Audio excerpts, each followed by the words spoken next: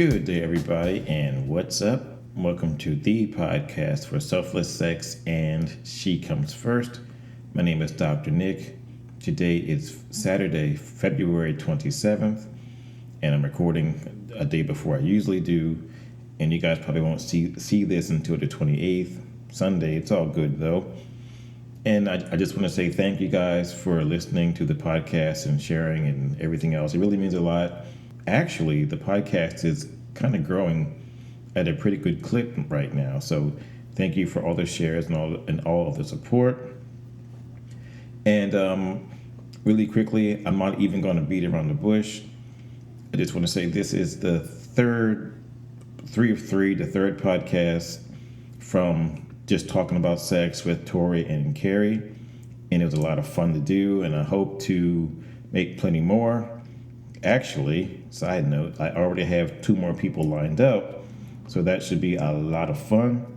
This is the 5th question on the list that I gave to Tori, and the question was this: what makes sex amazing for you? So let's see what Tori and Keri had to say about that.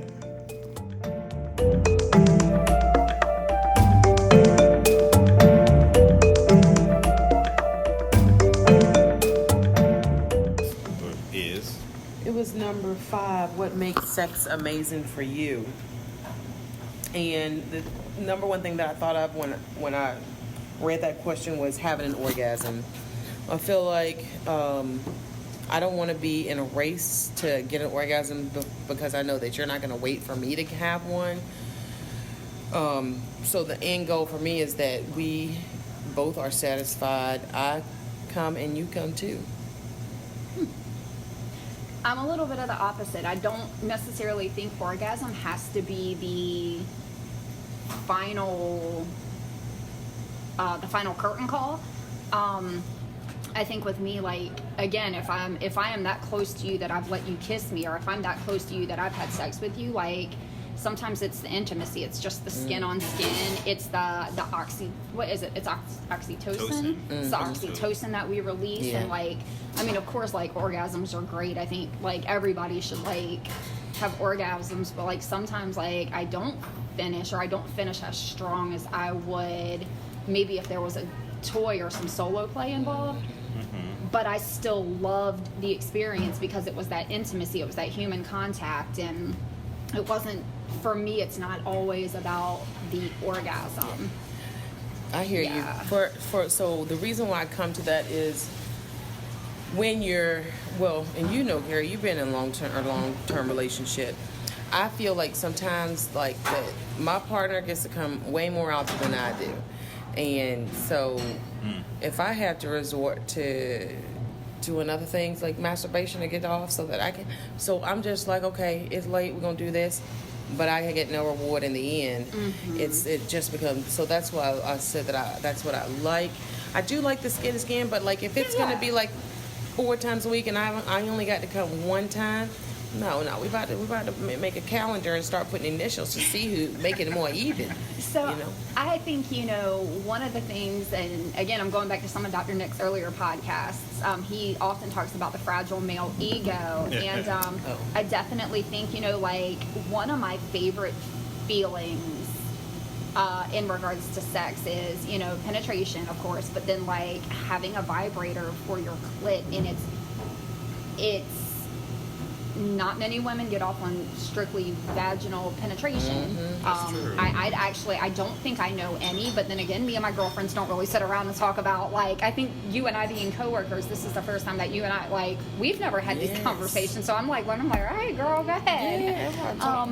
But I think, just being, I would like to see men more willing to be, like, introducing toys in the bedroom, but I also think women need to be comfortable enough saying, hey, you feel good. Like, don't get me wrong. I love the way you feel when you're inside me. I love the way, I don't sugarcoat sex with my partner. I don't fake it. I'm not going to be like, damn, baby, that feels good, but that really doesn't feel good. I'm going to ask to switch positions or, but at the same time, like, it can feel good and still not end up in an orgasm. So, like, if there was, some additional play going on, like, babe, I can show you that I can have an orgasm, or I can show you I can have an orgasm. Which do you prefer? Like, which side of me do you really want to see? Because you were something you said about a race. Can she take too long? Like the entire, you know, and like you still haven't had an orgasm yet. You know, it's like, oh, y'all been going for an hour and a half. Oh God. Oh no. yeah, no. I'm thinking in anything. Or I'm just We're gonna saying. be done. Yeah, I know what you're saying. Anything Dr. more than 45 minutes to an hour, like we're talking like once the time penetration starts, if, you know, foreplay, I can go, foreplay, we can do that hours, yes. please, more foreplay.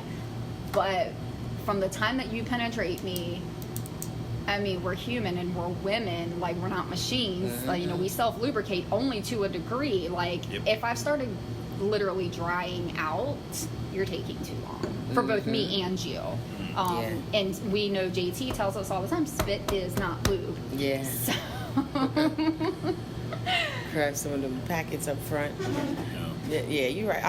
I'm down with 15 minutes as long as we both can have something happen. But like, I think I prefer more like up to 30 minutes, with 30 minutes to an hour, including foreplay. Just the whole overall experience. How do you feel about drunk sex?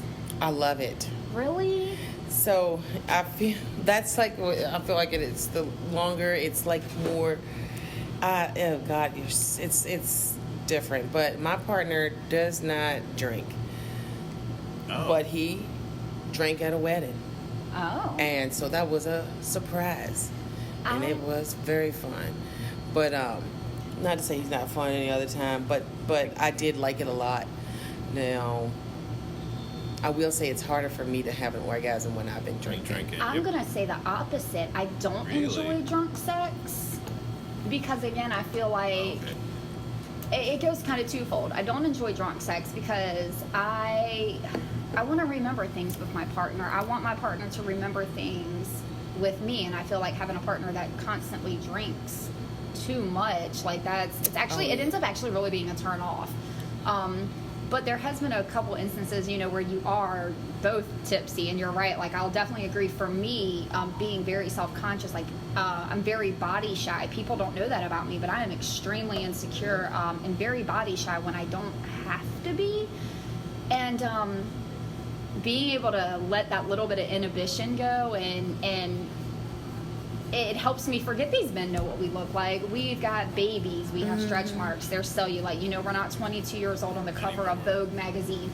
We have to remember these men know what we look like. Yeah, and like I say, my vagina has not changed much. My body might have, but this vagina is still... Has not, right, it's exactly. still good, okay? So this body might be different, but this vagina is still the same. I definitely do not, I don't know. I'm always curious to know how people think about drunk sex, and even like when you're on drugs and stuff like that. Like, I really think like I can do the tipsy sex, but if we're both wasted, I would really rather almost not. Just cares that you're not vomiting on me. I can legit no, because I can remember one night. That's the problem. I don't remember it. I know I consented. I know that I went. I know everything leading up was absolute consent. I trust the person that I was with. I trust him with my life. But when I think about it, I don't remember anything after I crawled into the bed with him, to the point where I almost think that he might have actually stopped because I was too drunk. Like, and I don't know that for a fact, but knowing him how I know him, I was sloppy drunk, girl. It was like one of those, like, you might not ever see me ways, and I don't know. I like my experiences more on the sober side. Okay, yeah, fair enough. Sentimental shit. Okay. Interesting. Yeah, guys, I like this. I do fun. too. Thanks, Nick. Oh, well. I want to answer more questions on this thing. I know. Okay. Let's keep going. We can always come back.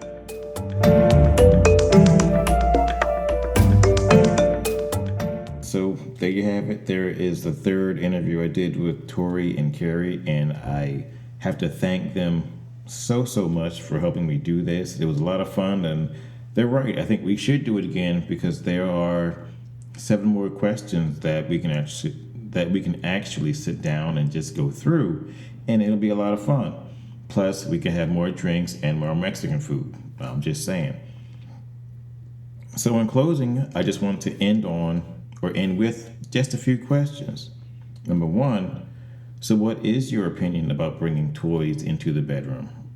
Do you think your partner would be into it, or are they against it, or whatever? It could be, or a combination.